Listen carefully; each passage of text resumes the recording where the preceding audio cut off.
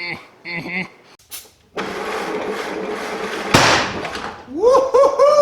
folks, this is Josh, Stoney Ridge Farmer. Welcome back to the farm.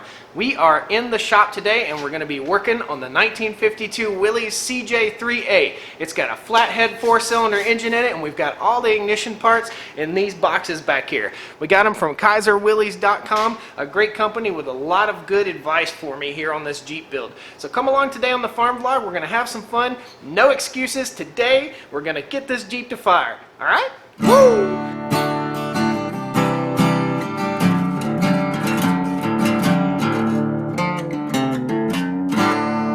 Guys, before we get hot and heavy into working on this Willys Jeep, I want you to know that I'm a layperson. I'm a guy in his garage working on an old Jeep restoration. This will be my first restoration of a Willys Jeep. So if you have any input or if you have any insight, mechanical or Jeep wise, please let me know. Post a comment down below. So first things first, let's get some of this stuff out of the boxes here. We put in a big order over at KaiserWillys.com, and those guys are going to help us out a little bit by giving us some deals on some parts here so we can get this restoration done. We'll open this box up. This should be mostly ignition parts. I'm going to kind of go through each part that we got here. Oh yeah, very well packaged. Nice. So inside this box are the parts that we need to get this machine to fire. We have a new cap with the button inside that actually sticks out. See that right there? That was the problem with the current one that we do have. I think if I just put this on and try the old spark plugs, it may go on and fire. A new 6-volt coil. We've got a condenser and the rotor. And what else do we have in here? Whew, little bitty box. Let's see what's in here. Points. Okay, so condenser, rotor, and points. We've got 4 new pre-gapped spark plugs for this thing and a box. Nice. In box number 2, we have the Willys catalog. Kaiser Willys has a super awesome catalog. It's not like ordering like a year 1 parts catalog where you just have parts. This thing is full of awesome, useful information about Jeeps, diagrams, how it goes together, how it's built, history, all sorts of stuff. I was really surprised when I got this catalog. We've got another big pile of stuff in here. A fuel cap. Inside this is a fuel tank. This is the oil filter, and it goes into a little reservoir down here. All this is really different with a Willys Jeep. It's different than a regular car. Pretty cool stuff. We also have the Kaiser Willys 2019 calendar. Guys, leave a comment down in the video description. I am going to do a drawing to give away this very calendar. Post a comment down there and you can be entered in the drawing, and I'll mail you this fancy calendar. In this box are radiator hoses, gaskets, ignition switch, all kinds of fun stuff that we know we're going to need for this project. A new voltage regulator. Cross my fingers, I don't need that right now, but we'll see. So we've got a fuel tank in this box right here, and we ordered a nice 5-volt sending unit to go in that fuel tank. Now the fuel gauge on this thing is, we're going to need all new gauges. We're going to need a whole new body. We're going to need all sorts of stuff for this thing, but it's going to be super fun to build it from the ground up. Let's get under the hood here and start replacing parts so we can get this thing running. So before we go replacing all the wires and all the plugs, first of all, we're going to replace the cap and the rotor button just to see if we're getting spark. Now, a lot of you guys in the last video were sure to tell me that you need your spark plug on a piece of metal grounded before it'll spark. So we'll turn it over and check for spark first of all, but we're going to replace the cap and the rotor. We'll pop these 2 little pins out right here, these little clamps, maybe. There you go, little buddy. And we'll go ahead and replace our cap. We'll make sure that we put all the wires back the way they were so we don't screw up the timing and then have to fight that too.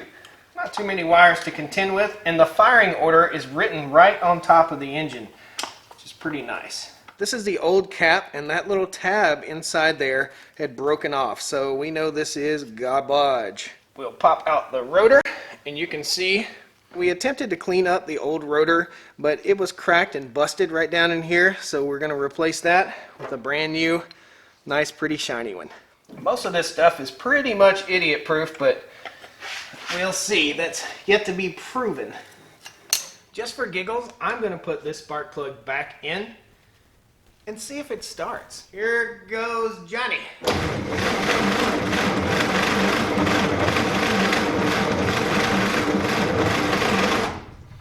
turning over, but still seems like it doesn't have any spark.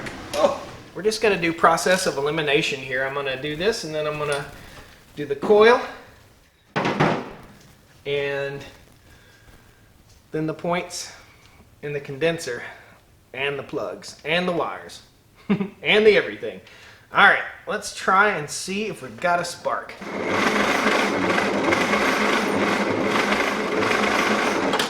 I see no spark. Next step, wires, plugs, and the 6-volt ignition coil. So before we start replacing parts, I want you guys to see the ignition coil and how crusty and rusty and nasty it is.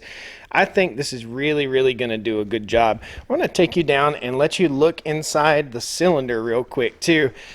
It is pretty interesting. This old flathead 4-cylinder engine, pretty cool. You can see the valves down in there, and right there is where I was talking about. It tells you the firing order. It's 1, 3, 4, 2.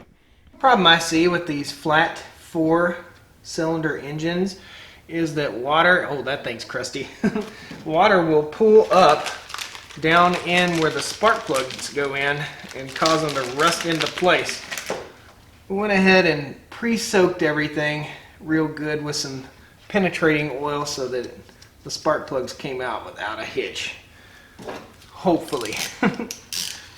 Now, a lot of folks said I needed to go in here and like soak the cylinders with a little Marvel mystery oil. Probably would not have been a very bad idea to do that. I, however, did not soak them down. But the engine spun very freely. And again, it was ran when it was parked, and was parked in a barn. So, should be gravy. If you guys aren't already subscribed to the channel, get on it. Subscribe. Lots more stuff here on the farm. This is just a wintertime project for me here. I think a smart guy might vacuum these out. There's the old guy. And there's the new guy. Old guy's looking a little bit on the crusty side. I put a little bit of lubricant on this last plug because it was such a pain in the butt to get out. Make sure it doesn't get stuck in there again. And that last plug just kind of came apart. Got to be real careful with this porcelain. It will cut you big time. So if my timing is off, normally I could, I guess, put a screwdriver or an awl or something like that into the number 1 cylinder and turn the engine until it's at its very highest point, and that would be top dead center for the number 1 cylinder. However, the valves, I don't know, you guys can leave me comments and let me know, but the valves are in the way here. In other words, when I drop something down in here, the valves are moving.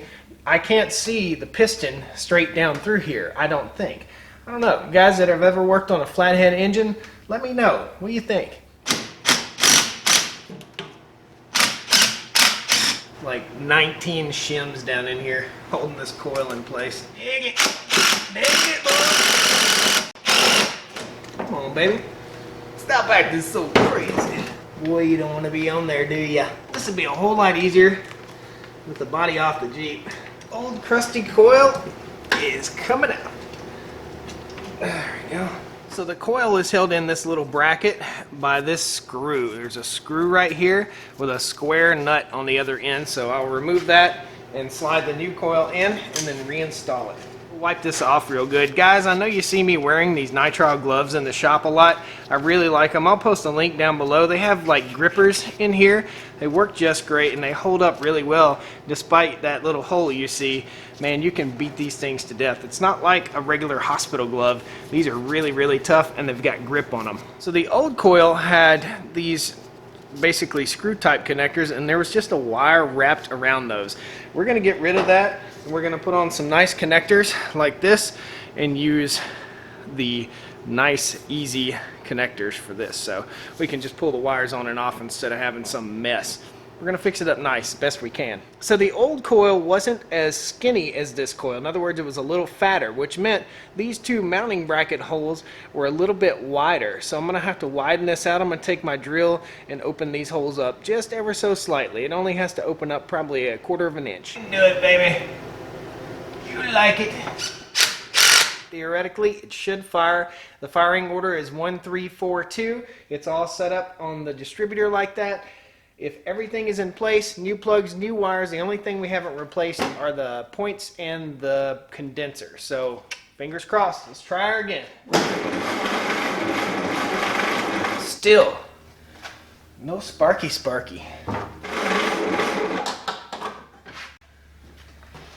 Whew. I am extremely unfamiliar with the points system on a vehicle. This will be my first experience with the points system. I'm going to replace the condenser and the points. It seems as though I'm getting no power from the condenser.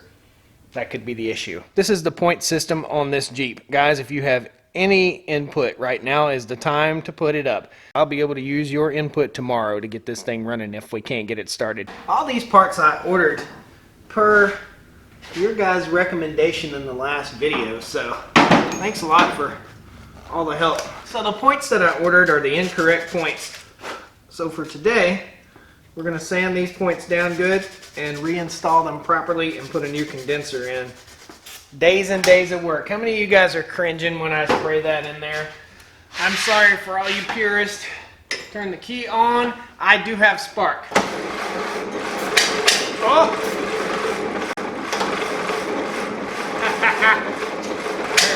Happy noise! Come on, baby. You can do it. Try again. Woo!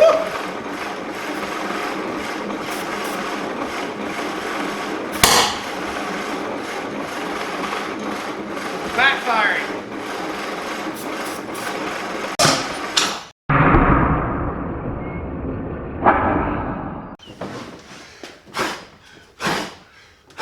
Woo!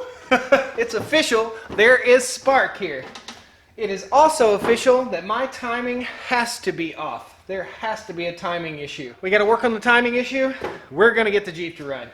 Super awesome. We're also going to prepare the fire extinguisher in case we need it, because that didn't look too good.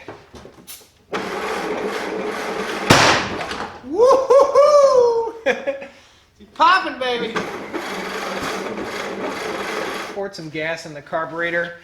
I know for sure my timing is off. I got a backfire out of the carb the first time, and now I'm getting a backfire out of the muffler. So we're going to pull the choke, and well, just slightly pull the choke, and we're going to give her another shot here.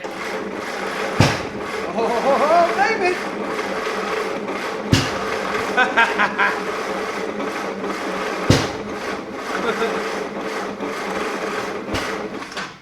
Something's firing. So far, no mice have blown out the back of this thing. I swear, there's got to be like 18 rat nests in the muffler. I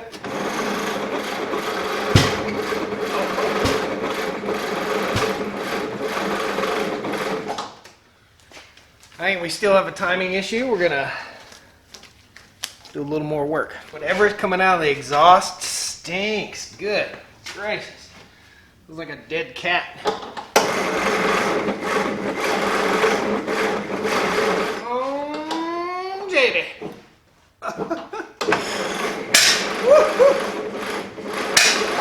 Well, that ain't right. Guys, we got a big cloud of stanky danky dust. And stanky danky, I guess it's just burning off old oil. I'm not sure about the compression on this Jeep, so we're going to keep on trying here. We're getting closer than we've ever been, that's for sure. No easy feat to get this Jeep started. I mean, all these years it's been sitting, and it's cold in here too, so.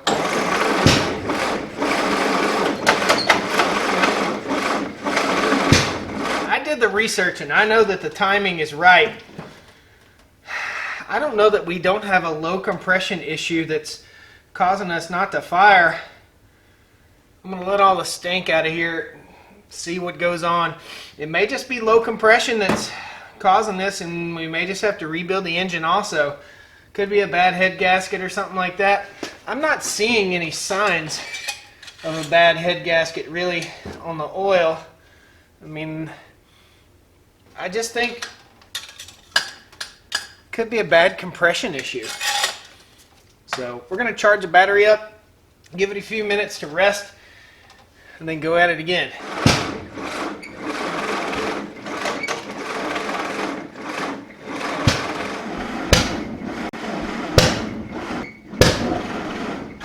So, the garage is filled with smoke. The engine is trying to fire. The starter that I had rebuilt doesn't seem to be engaging and spinning the engine fast enough. I'm getting spark, I'm getting fuel, I'm getting smoke, but it's just not turning it fast enough. So I think the next step in here is to do a compression check to see if I'm getting good compression on all 4 cylinders. The timing is right. We've looked it up, double checked it. I even called in a friend to help me out, a neighbor that has an old hot rod. We all looked it up. We've all decided that it's all just right. I'm going to kick it over one more time here. I just don't think that the starter has enough power to turn the motor fast enough to get it to run. It's cold in here. Any tips you guys can give, please post it down there in the comments. And every comment that's in here is going to put you in a drawing to win that calendar. We'll send that calendar out to you.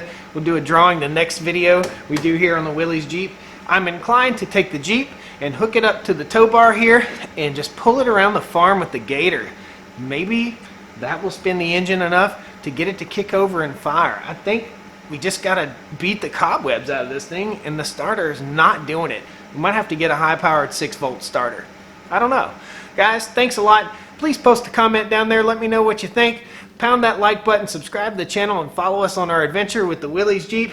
Thank you so much to Kaiser Willys for helping us out. We've been looking through the Kaiser Willys catalog, through the book to find the firing order. It had all sorts of valuable information. Super awesome, guys. We'll see you next time on the Stoney Ridge Farm. All right? Woo! We're going to try it one more time, and it's going ka-ka-pa-pa, ka-ka-pa-pa. The starter is just tired, man. It's just tired. Help me name the Willys Jeep. Old Daisy, Petunia, Buttercup, or Pa!